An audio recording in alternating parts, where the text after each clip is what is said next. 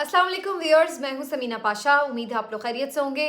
Viewers, कुछ अहम खबरें और अपडेट्स हैं इस व्लॉग में आपके साथ शेयर करूंगी। और कुछ खबरें हैं, जाहिर है कि इलेक्शन के अब दिन आ रहे हैं, तो अब समझ लीजिए कि जो व्लॉग का कुछ हिस्सा है वो तो जाहिर है इलेक्शन की खबरों से मुतल्लिक ही होगा कि कौन कागजात नामजदगी जमा करा रहा है, कौन लड़ रहा है किस हल्के से, और क्या मसाइल दरपेश है इस सारे प्रोसेस में। और फिर इसके साथ साथ कुछ इमरान खान साहब के केसेस के अपडेट्स के हवाले से, कुछ पीटीआई के जो इलेक्शन कमीशन के मामलात हैं उसके हवाले से भी कुछ अहम अपडेट्स हैं। इसके साथ साथ जनाब आर्मी चीफ का जो दौरा अमेरिका है वो बड़ा इंपॉर्टेंट है और उसकी टाइमिंग बड़ी इंपॉर्टेंट है, तो इसके हवाले से भी कुछ खास बात करेंगे कि वहाँ पर क्या चीज़ें सामने आ रही हैं। और एक और जो वाक़या पेश आया है कुछ जज साहिबान के साथ, वो भी बड़ा मानी खेज भी और अफसोसनाक भी, उसके ऊपर भी बात होगी। और फिर आज जो एक और क्रिकेटर तनकीद की जद में है उसके हवाले से भी कुछ बात करेंगे कि उन पर तनकीद क्यों हो रही है। तो आज काफ़ी कुछ है जी व्लॉग में। आपसे रिक्वेस्ट है कि चैनल को सब्सक्राइब कर लें अगर अभी तक सब्सक्राइब नहीं किया। सबसे पहले तो जनाब पीटीआई वालों के लिए अच्छी खबर कि साबिक स्पीकर कौमी असम्बली असद कैसर साहब, इमरान खान साहब के दरीना साथी,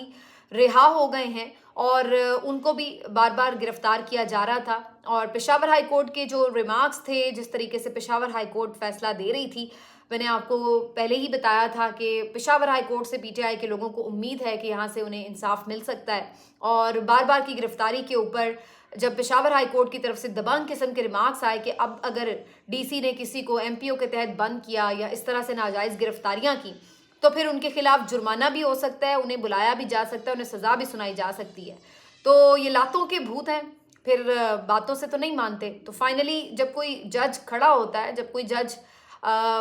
ये तय कर ले कि उसने अपने फैसले पर अमल करवाना है, तो फिर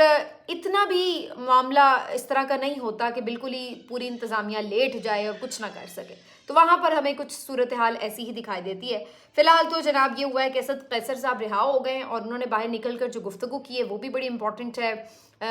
हौसला अफजा बातें की हैं और उन्होंने कहा है कि अगरचे मुश्किल का टाइम है लेकिन हम इससे निकल सकते हैं। कारकुनों का भी शुक्रिया वगैरह अदा किया है और उन्होंने कहा है कि जी मिशन हमारा जारी रहेगा। तो असद कैसर साहब पीटीआई से हैं, वी जस्ट होप कि वो बाहर हैं तो वो क्या खैबर पख्तूनख्वा में एक दबंग किस्म की इंतखाबी मुहिम चलाने में कामयाब हो पाते हैं या फिर वो थोड़े रिजर्व नज़र आते हैं। क्योंकि ये भी एक देखा जा रहा है पैटर्न कि कुछ लोग अगर रिहाई पाने में कामयाब हो ही गए हैं तो वो उस तरह से एक्टिव नहीं हो रहे हैं, इसी खौफ से, इसी डर से कि दोबारा ना धर लिए जाएं। और बज़ाहिर शायद ये कोई इतनी गलत पॉलिसी भी नहीं है, क्योंकि अगर सारे अंदर ही होंगे तो फिर इलेक्शन कैसे लड़ा जाएगा, कैसे जीता जाएगा। तो इसके लिए भी ज़रूरी है कि कम से कम आप सांस लेने की अपनी स्पेस जो है वो जिस तरह भी हो बरकरार रख सकें। तो बहरहाल जी असद कैसर साहब जो हैं वो रिहा हो गए हैं। इसके अलावा जनाब अगर इलेक्शन की अपडेट्स के हवाले से बात करें तो सलमान अकरम राजा साहब ने NA 128 से कागजात नामजदगी हासिल कर लिए हैं। मायनाज वकील हैं, बहुत ज़बरदस्त ब्रेन हैं और मैं तो वैसे ही हमेशा उनकी बड़ी तारीफ़ करती हूँ जिस अंदाज से, मुदल्लल अंदाज से वो गुफ्तगू करते हैं। तो अब उन्होंने ये कहा है कि जिस तरह का माहौल है इसमें हर एक को चाहिए, जो भी इलेक्शन लड़ सकता है उसे चाहिए कि वो ज़रूर इलेक्शन लड़े, क्योंकि जिस कहते हैं ना जिस दौर में जीना मुश्किल हो उस दौर में जीना लाजिम है। तो अब जहाँ पर ये नज़र आ रहा है कि जमहूरियत को जिस तरीके से ज़िंदा दरगोर करने की कोशिश है और जिस तरीके से एक जुल्म और ज़्यादती का बाजार गर्म है, जैसे एक फाशिज्म बरपा है पाकिस्तान में इस वक्त, तो इसके नतीजे में जो कोई खड़ा हो सकता है, जिस हद तक खड़ा हो सकता है, उनका ये मानना है कि उसे खड़ा होना चाहिए। और सलमान अकरम राजा साहब इसीलिए, हालांकि वो कोई एक रेगुलर पॉलिटिशियन नहीं है, लेकिन वो इस जबर और फस्तायत के माहौल में मजलूमों के साथ खड़ा होना चाहते हैं। उन्हें अपनी अपनी ज़ात से जितनी तक़वियत उन्हें मिल सकती है मजलूमों को वो देना चाहते हैं। तो सलमान अकरम राजा साहब ने NA 128 से इलेक्शन लड़ने के लिए कागजात नामजदगी हासिल कर ली है। मेरा ख्याल है पीटीआई के लिए ये एक बहुत अच्छा फैसला है उनका और मुझे अंदाज़ा ये कह रहा है मेरा कि वो जीत भी जाएंगे। उसके बाद जनाब अब आ जाते हैं इस पर कि इमरान खान साहब भी इस बात के लिए तैयार हो गए हैं कि उन्होंने इलेक्शन लड़ना है और मियाँ वाली से भी उन्होंने लिए हैं जो अपने कागजात नामजदगी उनके लिए जा रहे हैं और लाहौर से भी वो जमा करवाएंगे। और इम्पॉर्टेंटली बहुत सारे लोग ये बात कह रहे हैं कि जी वो तो क्यों इलेक्शन लड़ने की बात उनकी हो रही है जबकि वो तो अभी तक डिसक्वालीफाई हैं। तो बात ये है कि उनका डिसक्वालिफिकेशन के हवाले से जो फैसला है वो इस्लामाबाद हाई कोर्ट महफूज कर चुकी है। तो अगर वो फैसला आता है और उसमें عمران خان صاحب کی جو سزا ہے، جو فیصلہ ہے وہ معطل ہو جاتا ہے، ایون معطل بھی ایون ہو جاتا ہے، تو پھر بھی عمران خان صاحب کی جو نااہلی ہے وہ ختم ہو جائے گی. اور ابھی چونکہ فردر انہیں کسی کیس میں اور سزا نہیں ہوئی تو اس لیے پھر ابھی فردر سزا نہیں ہوئی تو پھر وہ الیکشن لڑنے کے لیے اہل ہو جائیں گے اگر ان کی سزا معطل ہو جاتی ہے. لیکن بظاہر یہ مجھے اتنا آسان نظر نہیں آ رہا، اور میرا اندازہ یہ ہے کہ یا تو یہ فیصلہ دیر تک محفوظ رہے گا، اور اگر یہ فیصلہ آیا بھی تو اس وقت آئے گا کہ جب کسی اور کیس میں ان کو سزا سنا دی جائے تاکہ ان کی ڈسکوالیفیکیشن برقرار رہے اور وہ الیکشن لڑنے کے لیے نااہل رہیں. تو بظاہر تو جو حالات ہیں وہ یہی انڈیکیٹ کر رہے ہیں کہ انہیں کسی طرح کی کوئی سپیس نہیں دی جائے گی. لیکن بہرحال یہ بات ٹھیک ہے اپنی جگہ کہ پاکستان تحریک انصاف کو جتنی بھی فائٹ وہ جس انداز سے بھی لڑ سکتے ہیں، ہر انداز سے لڑ رہے ہیں، تو انہوں نے خان صاحب کے لیے بھی حلقے ڈیسائیڈ کیے ہیں. اس کے بعد اور میرا یہ خیال ہے کہ اگر خان صاحب کا یہ ڈسکوالیفیکیشن کا یہ معاملہ نہ ہوتا یا نارمل حالات ہوتے تو شاید وہ اس سے زیادہ حلقوں سے کھڑے ہوتے، لیکن ابھی انہوں نے فی الحال یہی طے کیا ہے. اب جناب کچھ وہ لوگ جو کہ پی ٹی آئی چھوڑ گئے تھے وہ الیکشن کیوں نہیں لڑے، یہ بڑا امپورٹنٹ سوال ہے. اب استحکام پارٹی میں عمران اسماعیل صاحب شامل ہوئے تھے، علی زیدی صاحب شامل ہوئے تھے، فواد چودھری صاحب بھی بظاہر اس پریس کانفرنس میں موجود تھے جس میں اناؤنس کی گئی تھی یہ پارٹی، لیکن ان میں سے کوئی بھی استحکام پاکستان پارٹی کے ٹکٹ پر یا ان کے انتخابی نشان سے الیکشن لڑنے نہیں جا رہا ہے. آج محمود مولوی صاحب جو استحکام پاکستان پارٹی کے ایک ممبر ہیں، انہوں نے اپنا تو اعلان کیا کہ وہ کراچی سے الیکشن لڑ رہے ہیں، لیکن عمران اسماعیل، علی زیدی یہ لوگ الیکشن نہیں لڑ رہے. تو یہ بیسیکلی اگین کس چیز کی انڈیکیشن ہے؟ یہ پھر اسی چیز کی انڈیکیشن ہے کہ ان لوگوں نے پارٹی اپنی مرضی اپنی منشا سے نہیں چھوڑی تھی. زور زبردستی کر کے، اغوا کر کے، لوگوں کو ڈرا دھمکا کے، کسی کو تشدد کر کے، کسی کی کوئی بھی کمزوری کا فائدہ اٹھا کے، کسی بھی طرح کسی کو کنونس کر کے آپ نے پارٹی چھڑوا دی ہے. لیکن جہاں پر وہ لوگ گئے ہیں وہ اس پہ چونکہ کنونس نہیں تھے جانے میں، تو وہ اب آپ کو بالکل منظر سے غائب نظر آتے ہیں. نہ یہ رہنما کسی ٹاک شو میں ان کو ڈیفینڈ کرتے ہوئے نظر آتے ہیں، نہ یہ رہنما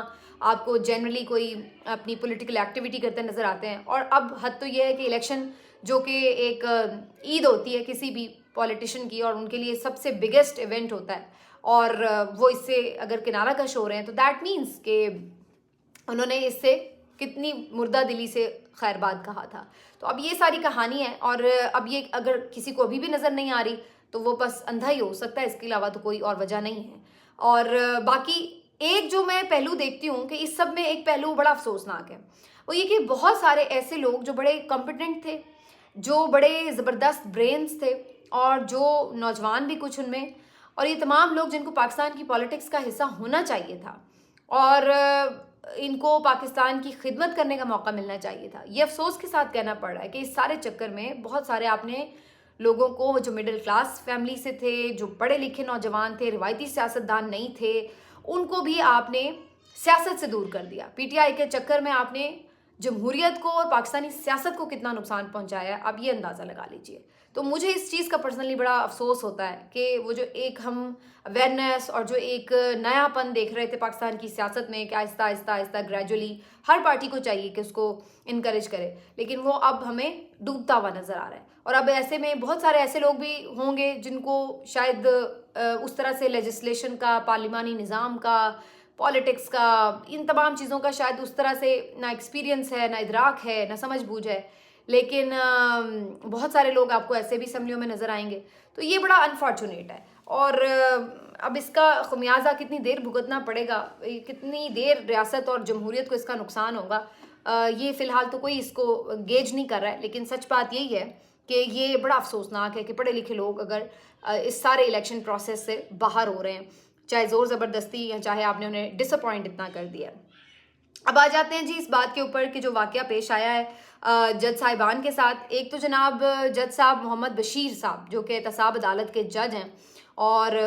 کیا ہی کوئی تاریخی جج ہیں جنہوں نے 6 وزرائے اعظم کے کیسز سنے ہیں. تو بہرحال جی آج بھی وہ ڈیالہ جیل میں سماعت کے بعد جب روانہ ہوئے تو ایک واقعہ پیش آیا جس کو تمام ٹی وی چینلز نے رپورٹ کیا، اور وہ واقعہ یہ تھا کہ ان کی گاڑی کے قریب فائرنگ ہوئی ہے، اور یہ بڑا تشویشناک معاملہ تھا، اور بڑی ظاہر تشویش کی ایک لہر دوڑ گئی کہ یہ کس طرح سے ایک جج کی گاڑی کے پاس فائرنگ ہوئی. کیا خدا نخواستہ انہی کو تو نہیں کسی نے نشانہ بنانے کی کوشش کی، اور یہ کیا سیکیورٹی کا معاملہ کس طرح سے تھا. لیکن بہرحال خبر پھر اس کے بعد جو کچھ مزید واضح ہوئی اس کے مطابق یہ تھا کہ انہیں کوئی ٹارگٹ نہیں کیا گیا تھا. یہ کوئی ہوائی فائرنگ تھی جو کسی شایان نامی لڑکے نے کی تھی اور اس کو پھر موقع پر ہی پولیس والوں نے پکڑ بھی لیا. اور بظاہر ایسا کچھ شواہد نہیں ملے کہ انہوں نے کوئی جج صاحب کو ٹارگٹ کیا. جج صاحب خیریت سے محفوظ رہے اور وہ اب بالکل پہنچ چکے اپنے گھر بھی. لیکن جو یہاں پر صورتحال بنی اس نے ایک تشویش کی لہر ضرور دوڑا دی. یہاں میں یہ سوال بھی ضرور کروں گی کہ آپ عمران خان کو اسی لیے عدالتوں میں پیش نہیں کرے, بہانہ جو آپ نے انفیکٹ بنایا ہوا ہے, وجہ تو یہ نہیں ہے صرف, لیکن بہانہ جو آپ نے بنایا ہوا ہے کہ جس سیکیورٹی تھریٹ ہے, تو پھر تو اب سیکیورٹی تھریٹ تو اس کا مطلب ہے پھر جج کو بھی ہے. تو پھر آپ کیا آپ جج کو بھی یہاں نہیں لائیں گے؟ تو پھر کیا کیسز ہی نہیں چلائیں گے؟ تو پھر کیا آپ کا پورا سسٹم ہی اسی طرح ہینگ ہو جائے گا؟ تو یہ آپ بتائیں کہ کیا عمران خان کی زندگی امپورٹنٹ ہے تو کیا جج کی زندگی امپورٹنٹ نہیں ہے؟ اس کو بھی پھر اس کا مطلب نشانہ بنایا جا سکتا ہے. تو دیٹ از ریئلی انفارچونیٹ. اور پھر دوسرا ابھی یہ واقعہ چل رہا تھا اور اتنے میں خبر ملی کہ جو ثاقب نثار صاحب ہیں, سابق chief justice of supreme court of Pakistan, ان کے گھر کے اندر ایک بم سے حملہ ہوا ہے اور گراج میں یہ بم پھٹا ہے اور اس کے نتیجے میں وہ تو محفوظ رہے لیکن بہرحال وہاں پر موجود 2 گارڈز زخمی ہوئے اور ان کی جو گاڑی وہاں پہ اندر گراج میں کھڑی تھی وہ تباہ ہو گئی. اور یہ بظاہر تو ایک گرینیڈ حملہ تھا لیکن یہ کوئی ہلکا پھلکا چھوٹا موٹا گرینیڈ نہیں تھا, اچھا خاصا ہیوی گرینیڈ تھا جس نے اتنا نقصان پہنچایا. ادروائز جو گرینیڈ حملہ ہوتا ہے اس کا بہت زیادہ نقصان نہیں ہوتا, لیکن یہاں پر صورتحال تھوڑی سی مختلف نظر آئی. تو یہ اگین پھر بڑی تشویشناک خبر تھی کہ ثاقب نثار صاحب کو تو اب باقاعدہ پھر بظاہر کسی نے یعنی ٹارگٹ کیا ہے نا. وہاں تو یہ تھا کہ چلے جی کوئی ہوائی فائرنگ ہوئی ہے, ابھی تو خیر اس پہ بھی فردر انویسٹیگیشن ہونی چاہیے, لیکن یہاں پر معاملہ یہ کہ گھر کے اندر اگر بم پھٹ رہا ہے تو دیٹ مینس کہ یہاں پر صورتحال اور خطرناک ہے. اور یہ جج صاحب نے بھی اس بات کی تصدیق کی ہے کہ ان کے بیٹے کو بھی دھمکیاں مل رہی تھیں, تھریٹس مل رہے تھے, اور وہ اس سے پہلے بھی یہ ذکر کر چکے ہیں. تو یہ اب سارا معاملہ کس طرف لیڈ کر رہا ہے اس کے اوپر بھی بات ہونی چاہیے, کیونکہ بہت یہ ایک یعنی آپ کہہ سکتے ہیں کہ ان کے اوپر بہت سارے معاملات پہ تنقید بھی ہوتی ہے, بہت سارے لوگ ان سے بہت ناخوش بھی ہیں اور بہت سارے خوش بھی ہیں. لیکن یہ جو واقعہ ہے یہ کس نے کیا ہے, کیوں کیا, اور اس کا مقصد کیا ہے, پھر اس کو اس تناظر میں بھی دیکھنے کی ضرورت ہوگی کہ جیسے ہم بار بار یہ بات کہہ رہے ہیں کہ جو ہی الیکشن کا معاملہ قریب آتا ہے تو اس کے ساتھ ساتھ کوئی نہ کوئی واقعات چاہے سیکیورٹی کے حوالے سے ہو جاتے ہیں, چاہے کوئی نہ کوئی اس پہ کویشچن اٹھانا شروع کرتا ہے, کبھی بارز کے اعلامیہ آ جاتے ہیں, کبھی تاجر کہتے ہیں الیکشن نہ کروائیں, اور کبھی ہمیں اب یہ نظر آتا ہے کہ جی اس طریقے سے جو ہے وہ واقعات ہوئے ہیں ججز کے اوپر. تو یہ ساری چیزیں کس طرف لیڈ کر رہی ہیں, تو یہ بھی اس کو اس تناظر میں بھی دیکھنا بڑا ضروری ہوگا. اب آ جاتے ہیں جی اس طرف کہ جو میں بات کری تھی کرکٹر کی. کرکٹر شاداب خان صاحب کے اوپر بڑی تنقید ہو رہی ہے. اس کی وجہ یہ ہے کہ شاداب خان صاحب کو برانڈ ایمبیسڈر بنایا گیا پنجاب پولیس کا. تو اس پہ جو ان کا ایک یعنی پورا فوٹو شوٹو لگا کے انہیں بیجز وغیرہ لگا کے جو دکھائی گئی ہے تصویر, اس میں وہ بھی بڑے خوش ہیں, اور پھر انہوں نے ٹویٹ بھی کیا کہ جی مجھے بڑی خوشی اور اعزاز محسوس ہو رہا ہے کہ میں آج پنجاب پولیس کا اعزازی ڈی ایس پی بن گیا ہوں. اور جو پنجاب پولیس کی طرف سے بھی آیا ہے پیغام تو اس میں بھی کہا کہ جی ہمارا ایک روشن چہرہ پازیٹیو امیج جو ہے وہ اس کو پھیلانے میں شاداب خان صاحب بڑا اہم کردار ادا کریں گے. تو اب بات یہ ہے کہ پورے آپ اس سسٹم کو اگر دیکھ لینا تو اس سسٹم میں ایک چیز قدر مشترک ہے, ایک قدر مشترک ہے, اور وہ مشترک قدر کیا ہے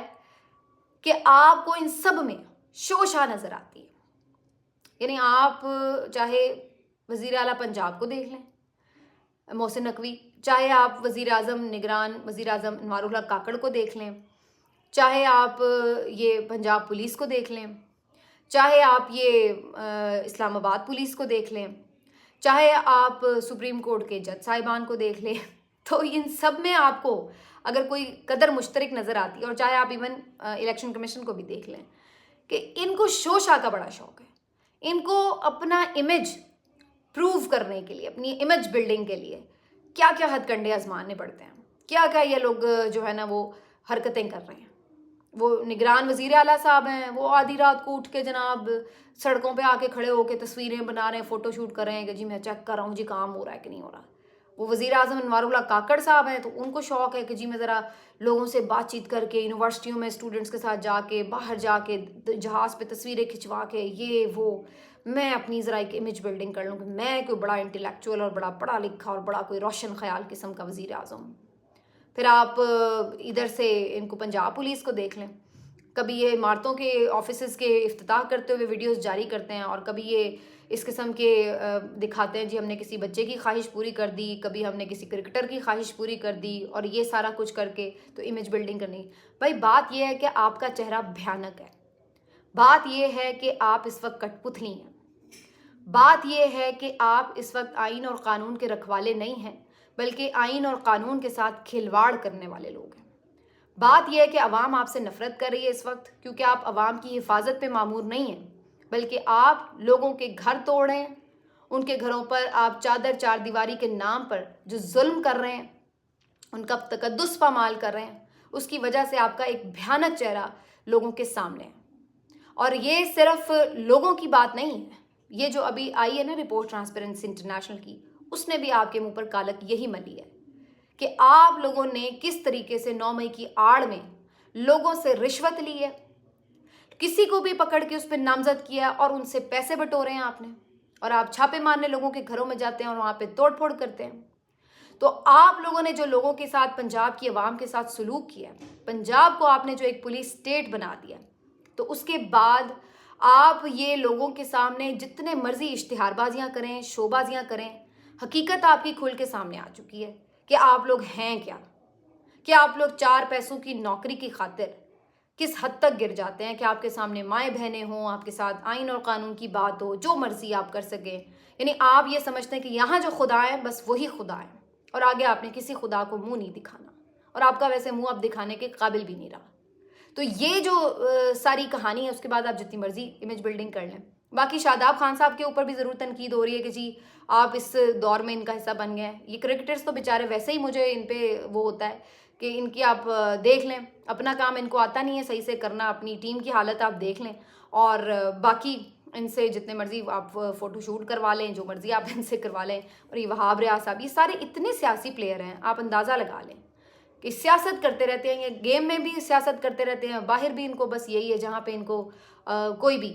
فائدے مل جائیں۔ تو پتہ نہیں ہے، پورا کا پورا سسٹم ہی ہمارا اس قسم کا موقع پرست اور مفاد پرست سا ہو گیا ہے، اب کس کس کو روئیں بیٹھ کے۔ بہرحال جی لاسٹلی میں ذرا آرمی چیف صاحب کے دورے کے حوالے سے بات کر لوں۔ ٹائمنگ بڑی امپورٹنٹ ہے، الیکشنز قریب ہیں، اور اس صورت میں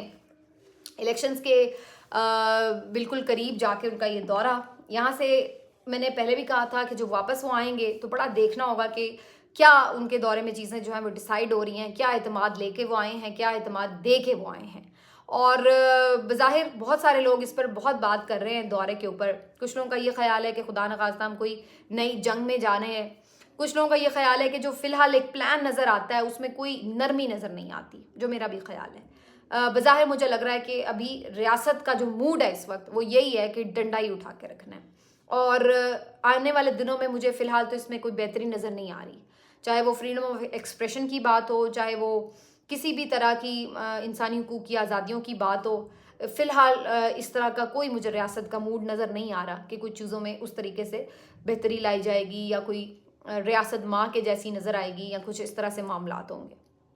وہاں پر انہوں نے جو خطاب کیے ہیں، جو چیزیں کی ہیں، جو بلاک کے حوالے سے انہوں نے کچھ ان کی بات کی ہے کہ جی ہم کسی بلاک کے پارٹی اور پالیٹکس کے اوپر بلیو نہیں کرتے، اور جہاں پاکستان کا مفاد ہو ہمیں اس طرف جانا ہے۔ لیکن اگین اس میں وہی بات ہے کہ ہم کسی بھی بلاک کا حصہ کیوں بنے، ہم سب کے ساتھ کیوں نہ دوستی کے تعلق رکھیں، لیکن جہاں تک امریکہ کی بات ہے تو پھر ہمیں یہ دیکھنا بھی ہوگا کہ امریکہ بھی ہمارے ساتھ کتنا سنسیئر ہے یا نہیں ہے، کہاں کہاں اس نے ہمیں سپورٹ کیا یا نہیں کیا، اور کہاں کہاں ہمارے دشمن کو سپورٹ کیا ہے، تو یہ بھی ہمیں دیکھنا ہوگا۔